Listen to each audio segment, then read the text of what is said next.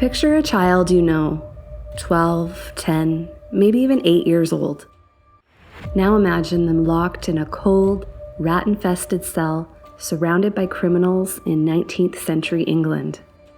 That could never happen, you say? Well, that is exactly what happened to 10-year-old George Davey and countless other children, all because they were poor. Let's unpack the stories behind these faces and uncover what it really meant to be a child in a system that treated hunger as a crime. But before we can understand why these kids ended up in prison so young, we first need to take a step back and see what life was really like back then. In the early to mid-1800s, the Industrial Revolution may have transformed England, but for the poor, it made life even harder. Factories and mines took over cities, drawing in thousands of poor families, all competing for work. Instead of prosperity, they found themselves crammed into filthy slums, living among sewage and disease. Clean water was rare, and cholera and tuberculosis were constant threats. School was a luxury that many couldn't afford. Instead, families had to rely on their children to contribute to the monthly household income. And then there was hunger. Bread, potatoes, and tea made up most meals, if there was food at all. For the truly desperate, the workhouse was often the last resort. The government built them to control poverty, but to prevent overloading the system, they made the conditions intentionally harsh, forcing families to think twice before seeking shelter there. Once inside, families were separated upon entry and forced into exhausting, endless tasks like breaking stones or picking apart old rope. Charles Dickens exposed the brutal conditions of the workhouse in Oliver Twist, where Oliver famously asks, "Please, sir, I want some more." Dickens experienced conditions like this firsthand as a child. Back then, people saw poverty not as bad luck, but as a moral failure. The poor were often thought to be lazy or deserving of their suffering. Crime, especially theft, wasn't just breaking the law, it was a reflection of one's character. And when kids got caught, they weren't seen as innocent or in need of help. They were just treated like any other adult. But for a lot of them, committing a crime was the only way to survive. Earlier I mentioned 10-year-old George Davey, one of the many children left with no choice but to break the law. In 1872, he was arrested for stealing 2 rabbits, presumably to feed his hungry family. Yet in the eyes of the law, this crime was unforgivable. His mugshot was taken, and he was sentenced to 1 month in Wandsworth Prison, a facility notorious for its horrific conditions and severe overcrowding. Then there's 11-year-old Ellen Woodman, caught stealing scrap iron. Her punishment? 7 days of hard labor in prison, surrounded by far worse criminals. Next is Henry Miller. According to his arrest record, he's 14 years old and works as a confectioner. His crime? Stealing some articles of clothing.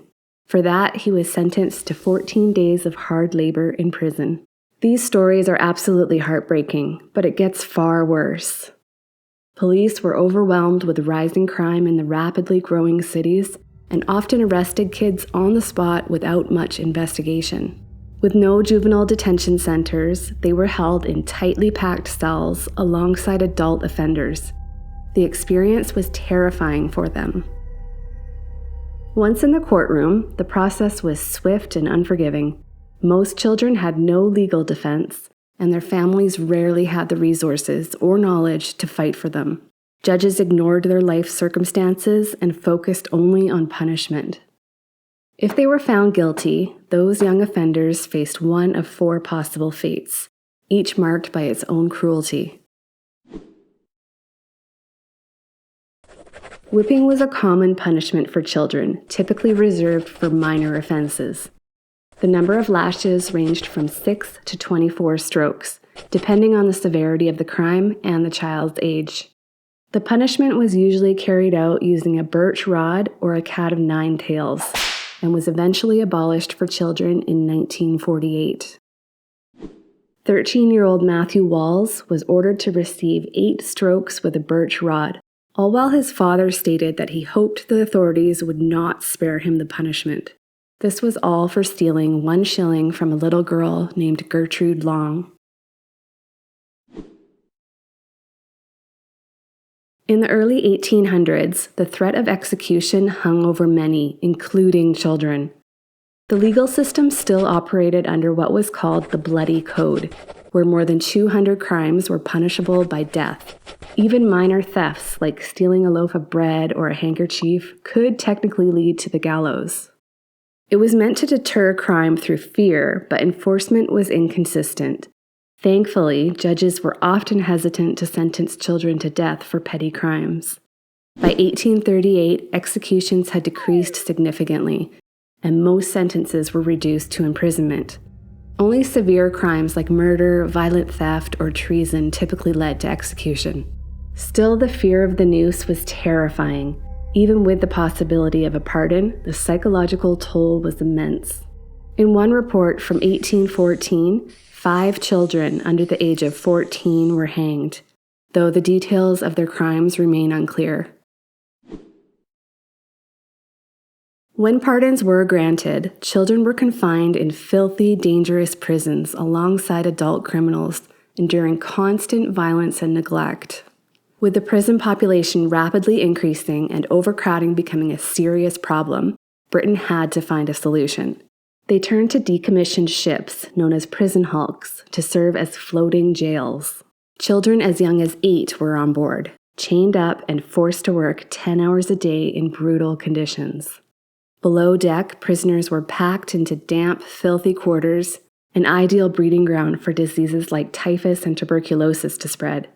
The prison hulks were meant to be a temporary fix, but remained in use until 1857. A sentence of transportation meant forced exile to a distant land. It was supposed to be a more lenient alternative to execution, but for many children, it was anything but merciful. Young offenders were packed into ships and sent across the world to serve years of brutal labor away from their families and everything they knew. At first, convicts were sent to the American colonies, but after the American Revolution, Australia became the go-to dumping ground. Over 160,000 convicts were transported, including countless children. Just the journey to Australia was a punishment in itself. Crammed into filthy holds of ships, children endured months of horrific conditions. There was little room to move, sanitation was non-existent, and diseases like dysentery and typhoid ran rampant. They were forced to survive on rotting food and foul water. And if that wasn't enough, beatings for minor infractions were a daily occurrence. Many children arrived malnourished and traumatized, if they arrived at all. Once in Australia, boys were often thrown into chain gangs to build roads, bridges, or clear land to establish the new British colony. Girls typically worked as servants, doing the cooking and the cleaning. For the lucky few who managed to keep their heads down and stay out of trouble, a ticket of leave was granted to them. This conditional freedom let them live and work in the colonies, but under strict rules and restrictions. After completing their sentence, individuals were technically free to rebuild their lives. However, the trauma of being separated from their families and the lingering stigma of a criminal record often stayed with them for life. By the mid-1800s, people had had enough. Public outrage over the abuse and the growing realization that the system was inhumane led to the end of transportation. Not to mention, Australia was fed up with being Britain's criminal dumping ground. In 1868, the last convict ship set sail, closing a chapter of cruelty that had lasted far too long. With the end of transportation, the Assistant Director of Prisons, Sir Edmund Duquesne, promised the public that prisoners would get hard labor, hard fare, and hard board. Hard fare meant tasteless gruel and stale bread, barely enough to survive on, leaving them hungry and weak. Hard board was exactly what it sounds like. Prisoners were forced to sleep on hard boards, offering no comfort, leaving them with sore, aching bodies. And hard labor was forcing people to perform strenuous physical work for extended periods of time. But there was one punishment so brutal it terrified even the hardest criminals: the treadmill. Prisoners were chained to a massive rotating wheel, climbing endless stairs day after day, powering machines like grain mills and water pumps. The treadmill was a brutal, soul-crushing punishment, physically exhausting and mentally numbing. Thankfully, it was scrapped for good in 1895. Another harsh punishment was crank turning. Prisoners had to rotate a handle that pushed large cups through sand inside of a sealed box. A completely pointless, exhausting task. They were forced to crank it 6,000 to 14,000 times over 6 hours, with the warden free to increase the resistance whenever he felt like it. Like the treadmill, it was abolished in 1895. It wasn't until the mid-1800s before things started to change. Activists began pushing for new laws to protect children in the legal system. The Youthful Offenders Act of 1854 marked the first shift. This led to the establishment of reformatory schools as an alternative to prison. Kids between 10 and 16 still had to serve a mandatory short stay in prison as a deterrent, but the goal was to rehabilitate rather than simply punish. Young Stephen Monahan is an example of this. His arrest record states that on July 25, 1873, he was convicted of stealing some money and was sentenced to 10 days hard labor in prison and then 3 years in Market-Weighton Reformatory. He was just 14 years old. But it wasn't until the Children's Act of 1908 where a more comprehensive legal framework for children emerged. This act formally established the juvenile court system, ensuring children would no longer be tried and sentenced alongside adults. However, while this was a major step forward, the implementation of these reforms was slow. Many juvenile offenders still ended up in adult prisons or reformatories where conditions remained harsh.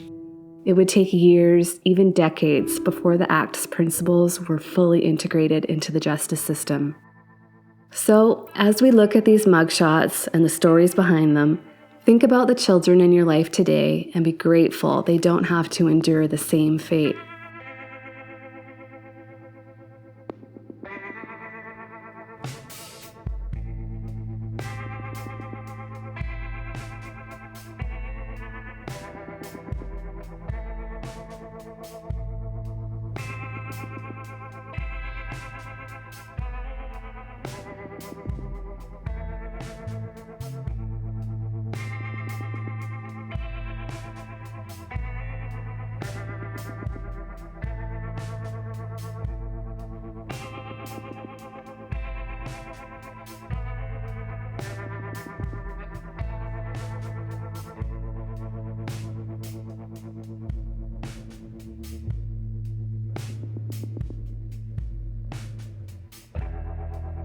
Thanks for watching. If you enjoy unpacking the past, subscribe so you don't miss out on future videos.